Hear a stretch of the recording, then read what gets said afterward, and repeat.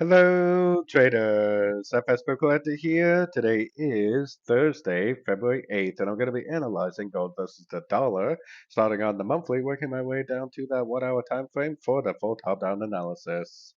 So on gold, I still am very, very bullish, even though we've been sideways for a few months now, pretty much ever since December, really. I actually still think this is an impulsive up wave one. I think this is corrective down wave two, and I still think this is in a wave three already. If this really is a wave three, then this thing has a lots and lots of upside potential, maybe even to like the 2400 and beyond. So let's keep that in mind. Let's head down to the weekly. On the weekly, you can a little more clearly see the uptrend that I was talking about, which I think is a wave one. I think this is a big ABC of two. I think we're already in a wave three, and this is just a subdivision of that wave three, like a one of three, a two of three. I still think this is going to make a three of three and just keep on trending up. So keeping all that in mind, let's take it down to the daily.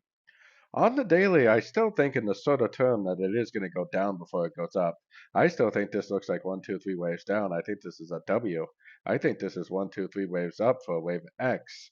I think this is impulsive down, one, two, three waves up, which I'm actually calling this a double zigzag for the wave B. And I think this is actually going to go down to like the 78 or the 88%.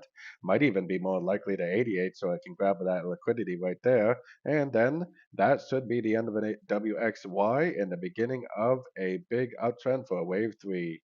Like I said, I think this is a one of three, WXY, two of three, and eventually it's going to go up for a wave three of wave three.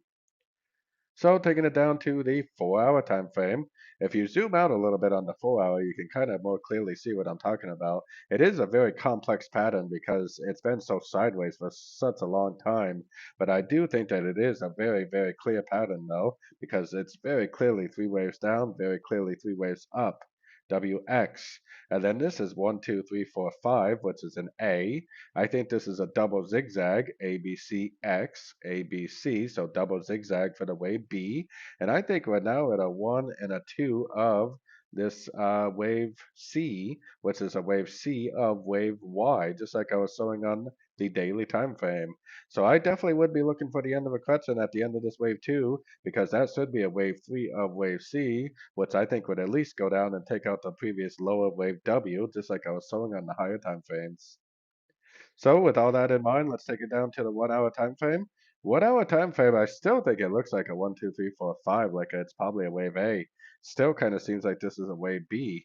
Now there's a big, big liquidity area over here, and it kind of seems like it'd make more sense for it to actually go up to either the 61 or the 78%, maybe look something like that before it actually does end up continuing back down. But we do need to keep an eye on it because I actually think the trend is down and it could just retest the 50 or just go to the 61.8 and continue the downtrend. So depending on what kind of trader you are, if you do trade below the 1 hour time frame, I would definitely be looking for longs until we get that Fibonacci bounce and a break of structure, which really could happen at any one of these three fib levels.